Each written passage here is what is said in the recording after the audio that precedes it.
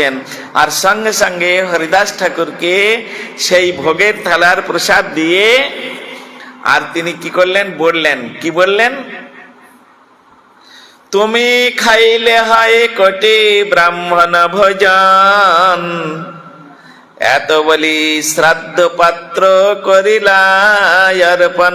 হে হরিদাস ঠাকুর, হে বৈষ্ণব ঠাকুর, আপনি কৃপা করে আমার মতো অধমকে কৃপা করার জন্য আজকের আমার পিতৃ শ্রাদ্ধ আপনি এসেছেন, আজকের আমার পিতৃ শ্রাদ্ধ পূর্ণ হয়ে গেছে। হ্যাঁ, সুতরাং আপনি এই প্রসাদ গ্রহণ করুন। তুমি খাইলে হয় কোটি ব্রাহ্মণ ভোজন, তোমার মতো একজন ব্রাহ্মণকে যদি, একজন বৈষ্ণবকে যদি আমি ভোজন করতে পারি, তাহলে আমার কোটি ব্রাহ্মণ ভোজন হয়ে যাবে। বলে কেন না, তুমি যে প্রতিদিন হরিনাম করো, 1 কোটি ব্রাহ্মণ প্রতিদিন হরিনাম করতে পারে না। সুতরাং জন্ম হোক যথা তথা, কর্ম হোক ভালো। তুমি কর্মের দ্বারাই এমন একটা কর্ম করেছো যার দ্বারাই তুমি কোটি ব্রাহ্মণের থেকেও শ্রেষ্ঠ। তাই তাকে প্রণাম করলেন, তাকে আসন দিলেন, তাকে চরণ ধৌত করে দিলেন। আজকে যেমন আমি এখানে আসার পরে আমার রমা মা সবাইকে নিয়ে যেমন বৈষ্ণবদের আদর্শ গৃহস্থের যেটুকু কর্তব্য উনি পালন করেছেন, আমি খুব প্রসন্ন। হ্যাঁ, তাই এইরকম বৈষ্ণবদের সেবা করতে আরো কিছু কিছু আছে, 2-1 বার আসা যাওয়া করলে ওটাকেও উনি বুঝে যাবেন, জেনে যাবেন। হ্যাঁ, একবারে বেশি চাপ দিতে নেই, তাহলে হয়তো মুসকে যাবে, ভাঙবে তো না, মুসকে যাবে। তা সেই জন্য ধীরে ধীরে ধীরে ধীরে ওগুলো সব উনি জেনে যাবেন।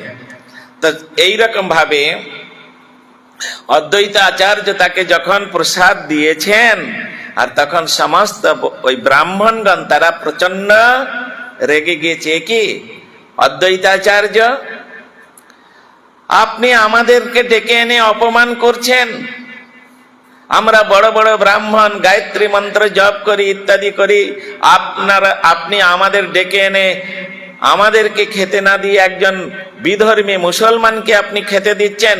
আপনাদের এই বাড়িতে, আপনার বাড়িতে আমরা কেউ জলস্পর্শ করব না। আজকে তো অদ্বৈত আচার্যের রেগে গেলে চলবে না। কেন বলেন তো? আজকে তো তার বাবার শ্রাদ্ধ, যে যাই বলুক না কেন তাকে নিচু হয়ে থাকতে হবে, তাকে মেনে নিতে হবে। আজকে রেগে গেলে চলবে না, রাগান্বিত হলে চলবে না। তাই সকলের কাছে গলবস্ত্র হয়ে হাত জোড় করে নিবেদন করলেন, হে ব্রাহ্মণ দেবতাগণ, আপনারা শুনুন, আমি আপনাদের জন্য সমস্ত রকম ব্যবস্থা করেছি, কিন্তু আমার একটু পরকালের কাজ করতে দিন। বৈষ্ণবের সেবা করলে মা পরকাল আলোকিত হয়, পরকাল অন্ধকার দূরীভূত হয়ে যায়। বৈষ্ণবের সেবা করলে আমরা জানি না, আমরা গ্রামে সরস্বতী পূজা করবে, কালী পূজা, দুর্গা পূজা করবে, ক্লাব থেকে আসবে, সেখানে চাঁদা দেব, জবরদস্তি নিয়ে যাবে। কিন্তু বৈষ্ণবের হাতে আমরা 100 টাকা দিব না, 5টা টাকা দিব না। কেন? ওটা বাজে ব্যয় মনে করি। যারা বোঝেন তারা দেন, কিন্তু বৈষ্ণবের হাতে যদি আমি 5টা টাকা দিই, 10টা টাকা দিই, ওরা ওই টাকা দিয়ে হয় মিষ্টি কিনবে, তা না হলে চাল ডাল তরি তরকারি কিনবে, করে রান্না করি ঠাকুরকে ভোগ না দিয়ে তো ওরা প্রসাদ পায় না। তাহলে ওরা প্রসাদ না একটু ফল কিনবে, তাহলে তোমার যে দেওয়া পয়সাটা তোমার মঙ্গল হবে, কল্যাণ হবে। যা সুকৃতি হলো তুমি তার অর্ধেক ভাগ পেয়ে যাবে মা।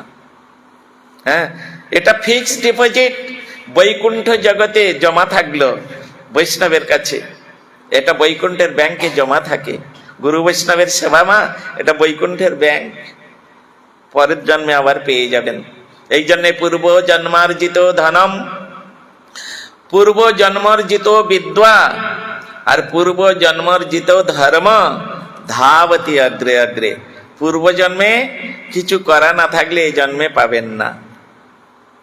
তা যাই হোক, তিনি গলবস্ত্র কৃতাঞ্জলি পুটে সমস্ত ব্রাহ্মণদের চরণে নিবেদন করলেন, আপনারা কেউ রাগ করবেন না, আমার একটু পরকালের কাজ করতে দিন।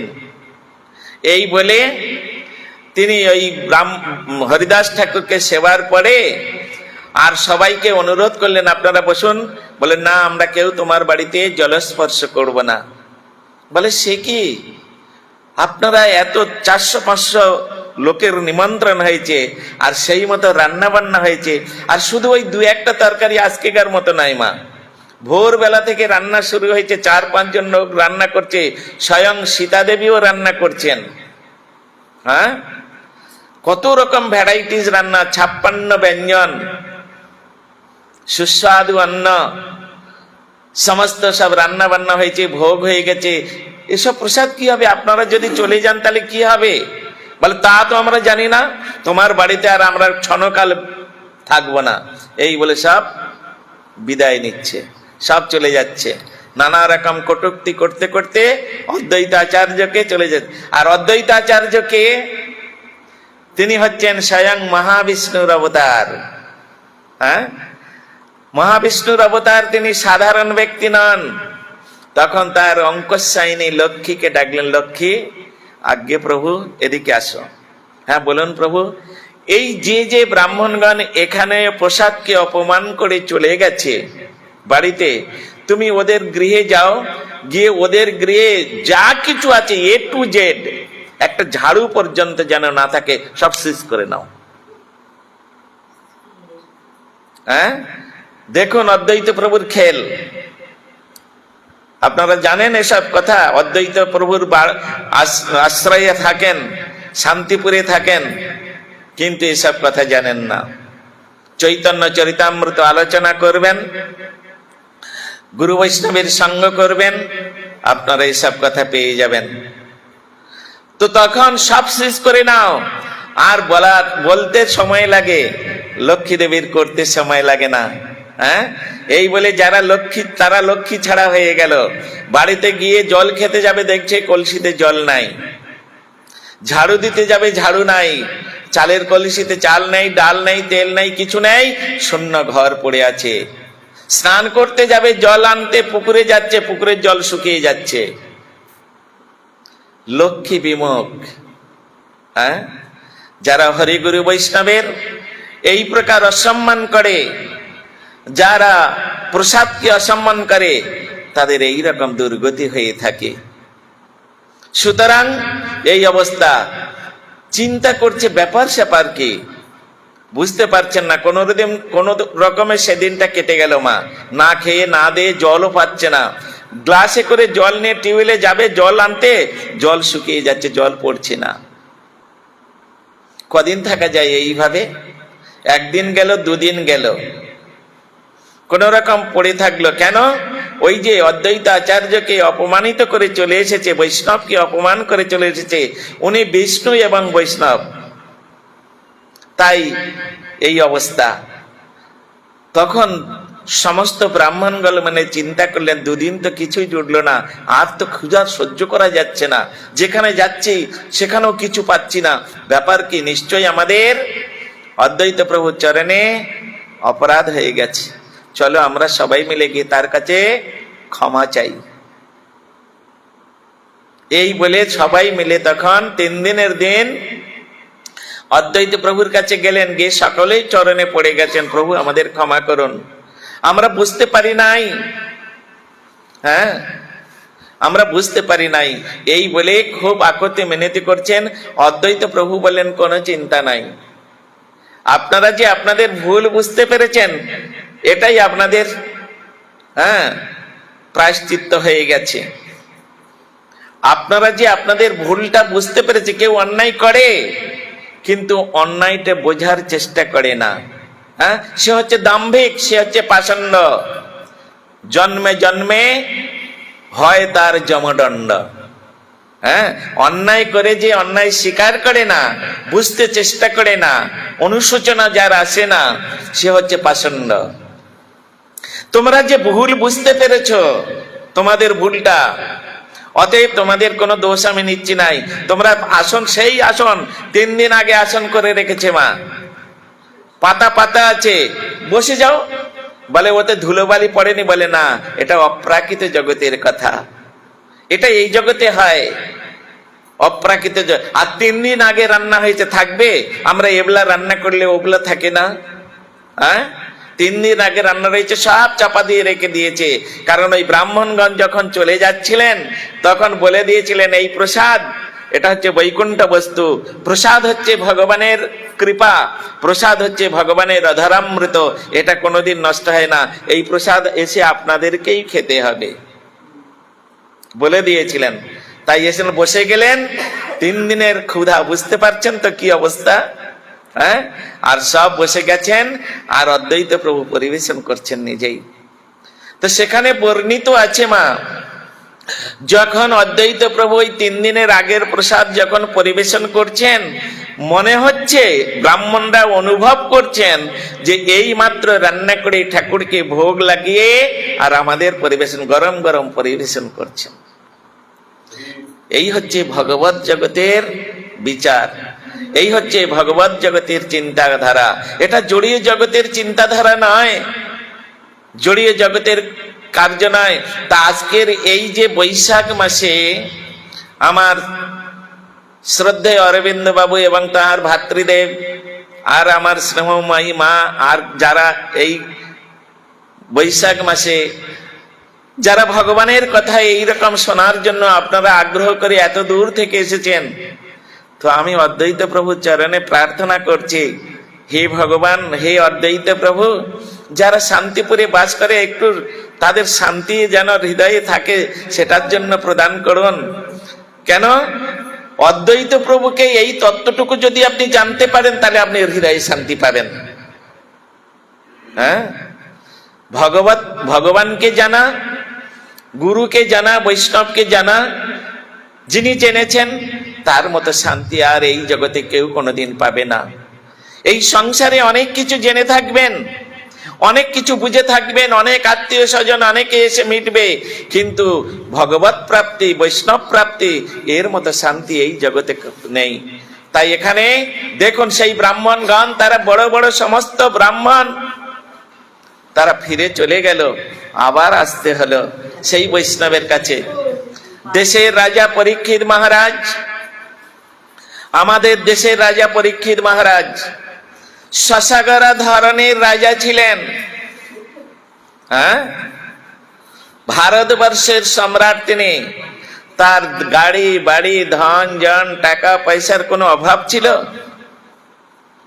যখন তার ব্রহ্মশাপ হলো আর সমস্ত কিছু পরিত্যাগ করে দিয়ে ঘর বাড়ি, দালান টালান, রাজপ্রাসাদ, সোনা দানা যা কিছু ছিল সবকিছু পরিত্যাগ করে একটি বস্ত্র পরিধান করে আর চলে গেল একটা নেংটিধারী বাবাজির কাছে। হ্যাঁ, একটা 16 বছরের ছেলে, জটাজুটধারী, দাদু সঙ্গে তিলক করা, কণ্ঠে তুলসীর মালা, একটা কৌপিন মাত্র ধারণ করে আছে, কোনো বস্ত্র নাই। হ্যাঁ, কৃষ্ণ প্রেমে বিগলিত নয়ন, সর্বদাই নয়ন থেকে ঝরঝর করে কৃষ্ণ প্রেমের নিদর্শন স্বরূপ জল পড়ছে। তার কাছে গিয়ে চরণে পড়ে গেলেন, হে বৈষ্ণব ঠাকুর, আমি জানি এই সংসার থেকে একমাত্র মুক্তি দিতে তুমিই পারো। টাকা পয়সা, ধন জন, স্বামী স্ত্রী, আত্মীয় স্বজন, এরা কেউ আমাকে শান্তি দিতে পারবে না, কেউ মুক্তি দিতে পারবে না। একমাত্র হে বৈষ্ণব ঠাকুর তুমিই পারো। কৃষ্ণ সে তোমার, কৃষ্ণ দিতে পারো, তোমার শক্তি আছে। আমি তো কাঙাল, কৃষ্ণ কৃষ্ণ বলি ধাই তব পাছে পাছে। কৃষ্ণ ভজিবার তরে সংসারে আইন, মিছে মায়ায় বদ্ধ হয়ে বৃক্ষ সম হইন। ফল রূপে পুত্র কন্যা ডাল ভাঙ্গি পড়ে, কাল রূপে সংসারেতে পক্ষী বাসা করে। আমরা সকলেই ভগবানের কাছে তার চরণে হাত দিয়ে প্রতিজ্ঞাবদ্ধ, হে ভগবান, এই মাতৃকক্ষের মধ্যে, এই ছোট জায়গার মধ্যে থাকতে পারছি না, তুমি আমাকে এখান থেকে বহির জগতে নিয়ে চলো। আমি যে তোকে এখান থেকে নিয়ে যাব, তার বিনিময়ে আমি ভবে গিয়ে তোমার ভজন করব, তোমার নাম করব, তোমার ভক্তের সেবা করব, ঠিক তো? হ্যাঁ প্রভু, আপনার চরণে হাত দিয়ে প্রতিজ্ঞা করছি। তাই আমাদের মহাজন শ্রীল ভক্তিবিনোদ ঠাকুর তিনি কীর্তন করেছেন, জানানে জাঠরে ছিলাম যখন বিষম বন্ধন পাশে, একবার প্রভু দেখা দিয়া মোরে বঞ্চিলে এ দিন দাসে, বঞ্চিলে এ দিন দাসে। এইটুকু মাতৃগর্ভ, তাও আবার মাথাটা নিচের দিকে, পাগুলো উপরের দিকে। এই অবস্থায় আপনারা যারা বসে আছেন, আমি বসে আছি, আমাদের পা দুটো উপরে দিয়ে আর মাথাটা যদি নিচের দিকে কতক্ষণ থাকতে পারবো মা? মাতৃগর্ভে এইরকম 10 মাস 10 দিন আমাদের থাকতে হয়েছে। কত কষ্ট, কত যন্ত্রণা ভোগ করতে হয়েছে আমাদের। সেই কষ্টে কাতর হয়ে ভগবানকে ডেকেছিলাম, তাই ভগবান ওই গর্ভের মধ্যে একবার দর্শন দিয়েছিলেন। জননীর জঠরে ছিলাম যখন বিষম বন্ধন পাশে, একবার প্রভু দেখা দিয়া মরে বঞ্চিলে দিন দাসে। তখন দেখা দিয়েছিল, তখনও ভাবিন জন্ম পাইয়া করিব ভজন তব, আর জন্ম হইল পড়ি মায়া জালে, না হইল জ্ঞান লব। তাই এইখানে তোমার ভজন করব বলে এসেছি। তাই যে গৃহে মা গোবিন্দ ভজন হয় না, যে গৃহে গোবিন্দের প্রসাদ ছাড়া অন্য কিছু গ্রহণ করে, যে গৃহে হরিগুরু বৈষ্ণবের আদান প্রদান হয় না, যে গৃহে বৈষ্ণবের চরণ ধুলি পড়ে না, সে গৃহ হচ্ছে শ্মশান। সে গৃহ হচ্ছে শ্মশান। শ্মশানে যেমন দিন রাত মোড়া পড়ে, ওই রকম অমেধ্য কমেধ্য সেই গৃহে জ্বলছে। হ্যাঁ, মোড়া তো ওগুলো শরীর থেকে প্রাণ চলে গেলে তো মোড়া হয়। শরীর কাকে বলে? রক্ত মাংস হাড্ডি দিয়ে তৈরি শরীর। তা একটা মানুষের মধ্যে রক্ত মাংস হাড্ডি আছে, সেই শরীর থেকে যখন প্রাণ চলে যাচ্ছে তাকে মোড়া ছুলে গঙ্গায় স্নান করতে হচ্ছে। একটা ছাগলের মধ্যে তো রক্ত মাংস হাড্ডি আছে, তাহলে ওটা ছুলে কেন, মরে গেলে কেন ছুবো না, ছুবো কেন? ওটা ছুলে কেন গঙ্গায় স্নান করবো না? বরং সেটা আরো আদর করে তাকে আরো পেটের মধ্যে রাক্ষসের মধ্যে ঢুকিয়ে নিচ্ছি। এরা মানুষ নয়, এরা হচ্ছে মানুষ রূপী রাক্ষস। হ্যাঁ, যে বস্তুটাকে আমরা ছুলে একজনকে চান করছি গঙ্গায় গিয়ে পবিত্র হবার জন্য, আরেকটা বস্তুকে আদর করে আমরা ফ্রিজের মধ্যে আবার রেখে দিয়ে 3 দিন 4 দিন ধরে রাক্ষসের মতো খাচ্ছি। তাই এখানে প্রার্থনা করছেন ভক্তিবিনোদ ঠাকুর, যে গৃহের মধ্যে ভগবানের কোনো সেবার ব্যবস্থা নেই, যে গৃহের মধ্যে বৈষ্ণবের চরণের ধুলি পড়ে না, যে গৃহের মধ্যে ভগবানের প্রসাদ ব্যতীত অমেধ্য কুমেধ্য ভক্ষণ করা হয়, সেই গৃহে কাল বাস করে। আর যে গৃহে কাল বাস করে মা, সে গৃহে কোনোদিন শান্তি থাকে? হ্যাঁ, সে গৃহে কখনো শান্তি থাকে না। এই জন্য ফল রূপে পুত্র কন্যা ডাল ভাঙ্গি করে। এরা এক একটা সমস্ত কাল, এরা সব এক একটা কাল। সেই কাল রূপে আমার কাছে এসেছে। এরা আমাকে সমস্ত কিছু পারমার্থিক সম্পদ লুণ্ঠন করার জন্য। কেউ কথা বলবেন না, হাত জোড়ে করে বলছে চুপচাপ এসে বসুন, একটা কথা বলবেন না। এই জন্য সেখানে বলছেন কাল রূপে সংসারেতে পক্ষী বাসা করে। তাই এখানে প্রার্থনা করছেন যে আমরা সেই ভগবানের ভজন করার জন্য এত সুন্দর মনুষ্য জন্ম লাভ করেছি। এমনও জন্মে হরি না ভজিলে সে তুই মানুষ কবে। মানুষ আকার হইলে কি হয়, করহ ভূতের কাম, নহিলে বদনে কেন না বলহ শ্রীকৃষ্ণ গোবিন্দ নাম। একটা বাড়িতে একটা খাঁচা তৈরি করুন, তার মধ্যে একটা তোতা পাখি এনে ভরে রাখুন, রোজ তার সামনে গিয়ে হরে কৃষ্ণ বলুন, দেখবেন কিছুদিন পরে ও বলবে হরে কৃষ্ণ। তাহলে একটা পাখিকে তাকে হরিনাম করালে সে হরিনাম করছে।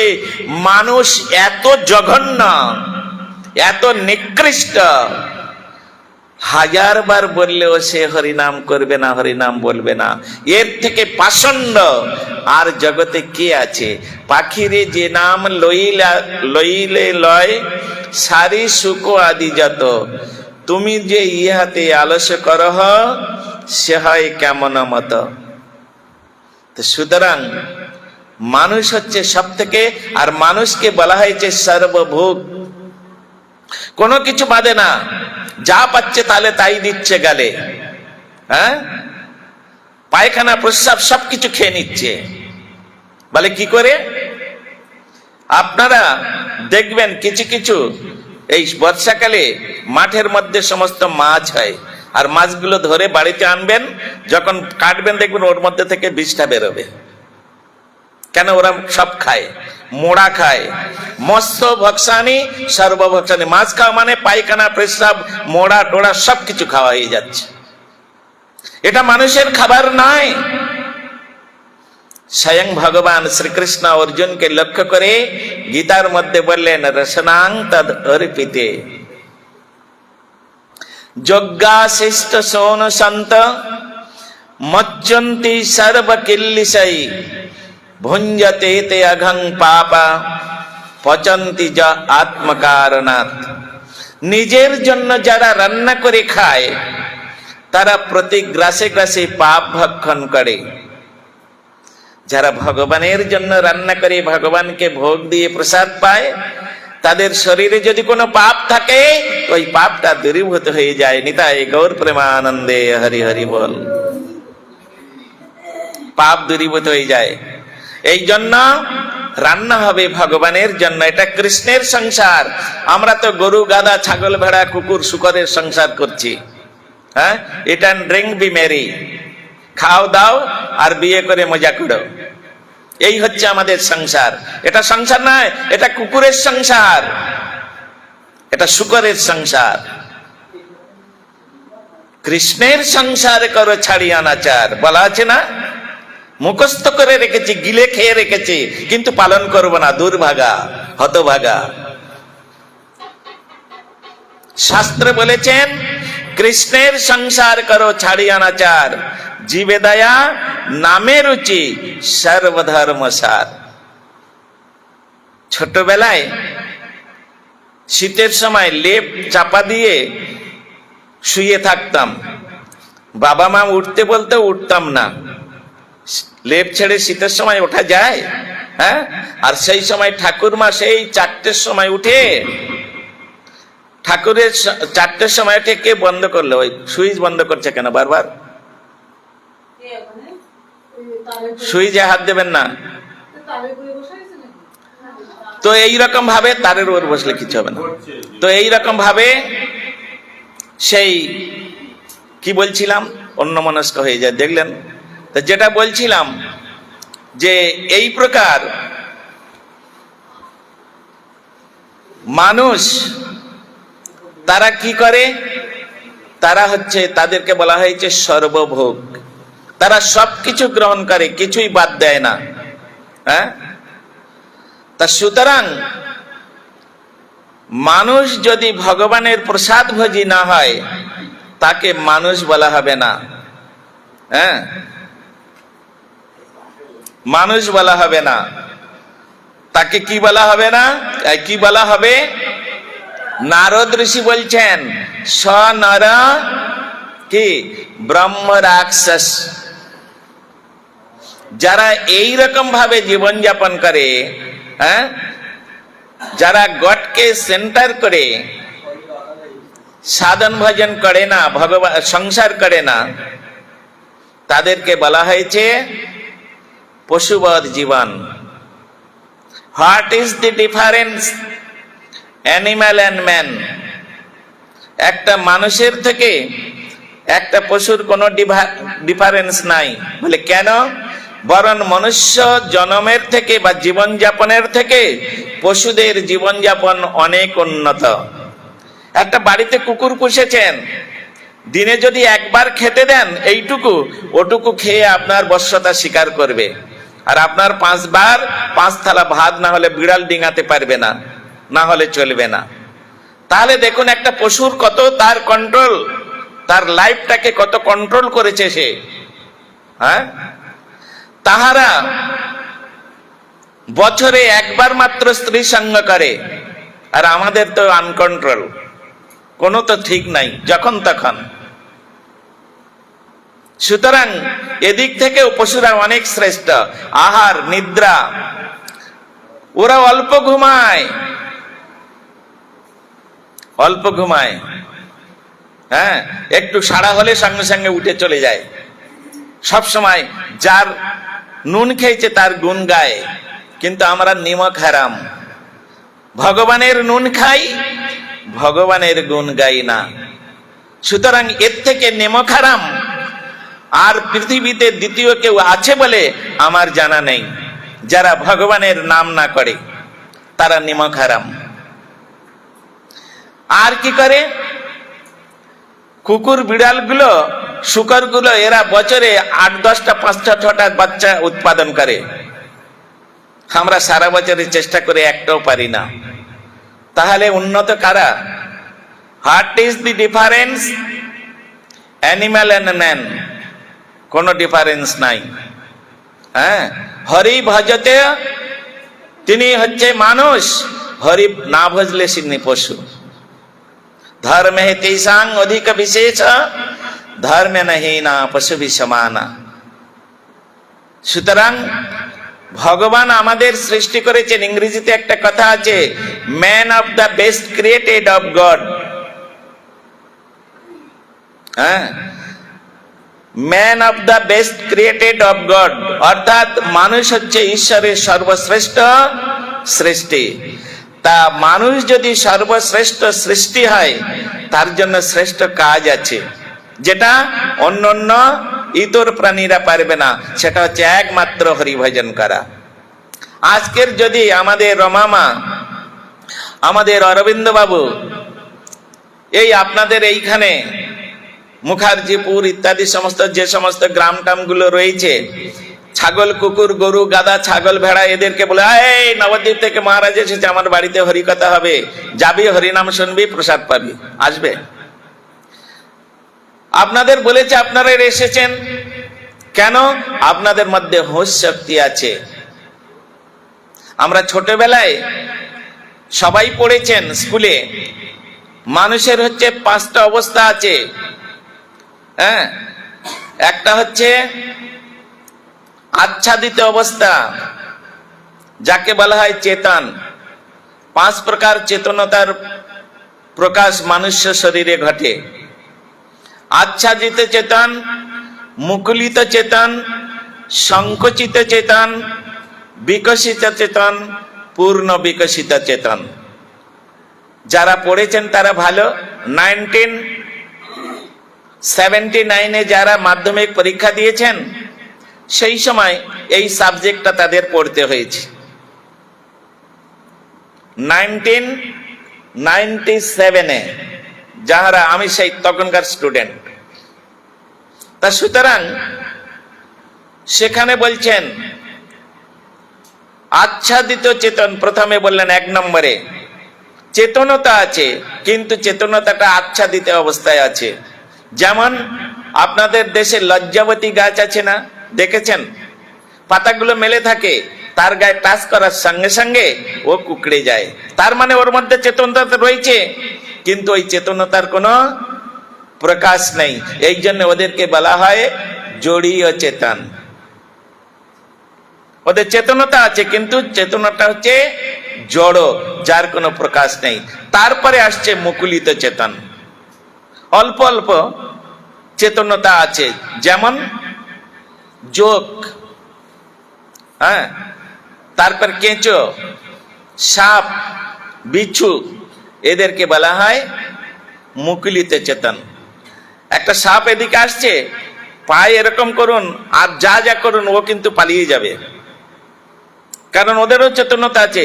ওদের চেতনতার বিকাশ ঘটেনি, কিন্তু চেতনতা মুকুলিত চেতনা সুপ্ত অবস্থায় ওর মধ্যে রয়েছে। তারপরে আসছে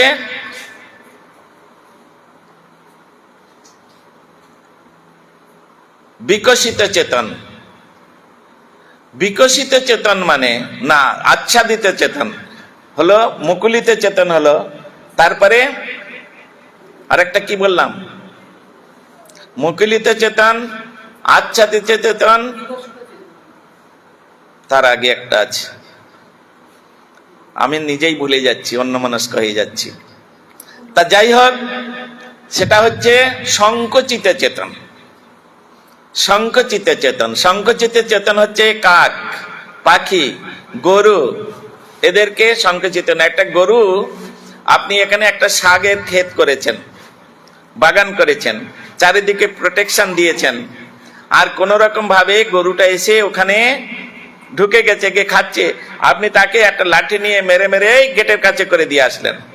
ও কিন্তু তাকিয়ে থাকে মালিক কোথায় গিয়েছে, শাকের বাগানের মালিক, হ্যাঁ ঠিক এসে আবার ঢুকবে, আবার হয়তো আসছে ঢুকবার জন্য, সেই সময় মালিক গিয়েছে, ওকে দেখে আবার পালিয়ে যায়।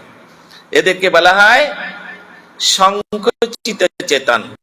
এই সংকুচিত চেতনের পরে আসছে বিকশিত চেতন, যাদের চেতনা তার বিকশিত, ভালো কোনটা খারাপ কোনটা বোঝার যার ক্ষমতা আছে, তাকে বলা হয় বিকশিত চেতন। পড়েছো তোমরা? এগুলো তোমাদের সাবজেক্ট নয়, সিলেবাস নয়। তখন ছিল, আমাদের সময় সিলেবাস গুলো এইরকম ছিল। সকালে উঠিয়া আমি মনে মনে বলি, সারাদিন আমি যেন ভালো হয়ে চলি, আদেশ করেন যাহা মোর গুরুজনে, আমি যেন সেই কাজ করি ভালো মনে। যখন স্টার্টিং এ ওগুলো আমরা শিখেছি। আর এখন স্টার্টিং এ ছেলে মেয়েরা কি জানেন? আতা গাছে তোতা পাখি, ডালিম গাছে মৌ, আর অকারে অজগরটি আসতে তেড়ে, এই হচ্ছে অজগরের মতো তারা খাচ্ছে। তো এই সব শিক্ষা, তো এই শিক্ষা আর ওই শিক্ষা কোনোদিন এক হয়? এই বাবা বলতে পারবে, আপনারা পড়েছেন না? হ্যাঁ হ্যাঁ, তাহলে দেখলেন আমার দলে আছে এক দুজন। তা সুতরাং সেই জন্য এবারে আসছে তাহলে বিকশিত চেতন। এই ভালো মন্দ বিচার করে যিনি চলাফেরা করেন, তার চেতনতার হচ্ছে বিকাশ ঘটেছে। কিন্তু এরা ওই পর্যন্ত স্টপ, ওই চেতনা, তো ওই বিকশিত চেতনতার কোনো মূল্যায়ন নাই। যতদিন পর্যন্ত ভালো কোনটা মন্দ কোনটা এটা বিচার করে দিয়ে ভালোটা গ্রহণ করে খারাপটা মন্দটা দূরে সরিয়ে রাখবে, যতদিন না পারবে ততদিন তাকে পূর্ণ বিকশিত চেতন বলা হবে না। অর্থাৎ এই পার্থিব জগতে আমরা মনুষ্য জন্ম লাভ করেছি, এই মনুষ্য জন্ম ধারণ করেছি ভগবানের ভজন করব বলে, হরিগুরু বৈষ্ণবের সেবা করব বলে। অতএব এই সংসারটাকে মুখ্য না করে এই হরিগুরু বৈষ্ণবের সেবাটা মুখ্য জেনে যারা কৃষ্ণের সংসার করে, তাদের চেতনতার পূর্ণ চেতনতা বলেছেন তাদেরকে। তা সুতরাং আমরা কোন স্টেজে আছি এবারে দেখে নিন, বিচার করে নিন। তো এই জন্য এইখানে শাস্ত্রভাগ আমাদেরকে বিচার দিয়েছেন। আমি যে কথাটা বলছিলাম, ওই শীতকালে শুয়ে আছি, তো এমন সময় ঠাকুরমা 4টের সময় উঠেছেন, উঠে ওই শীতের মধ্যে বুড়ো মানুষ, 80-85 বছর বয়স, হ্যাঁ, কোনোদিন স্কুলের খুঁটি ধারে নাই, আর আমরা তো বড় বড় ডিগ্রি নিয়ে বসে আছি, হ্যাঁ, কেউ মাধ্যমিক, কেউ উচ্চ মাধ্যমিক, কেউ আইএ, বিএ, কেউ এমএ, তারপরে কত কি পিএইচডি করে বসে আছি, তাই না? যদি জিজ্ঞাসা করি যে একবার কৃষ্ণের অষ্টোত্তর শতনামটা বলো তো, হ্যাঁ, বলবো না ওসব কিছু জানি না, তো ওসব কিছু। তখনকার দিনে ঠাকুরদারা, ঠাকুরমারা, তাহারা কোনোদিন স্কুলে যায়নি, স্কুল কেমন জানে না, ক লিখতে জানে না, নিজের নাম সই করতে জানে না, তাদের সব মুখস্থ। হ্যাঁ, তুলসী গাছের কাছে গিয়ে মাটির ঘর, মাটির বাড়ি, মাটি সব লেপ দিচ্ছে, আর ওই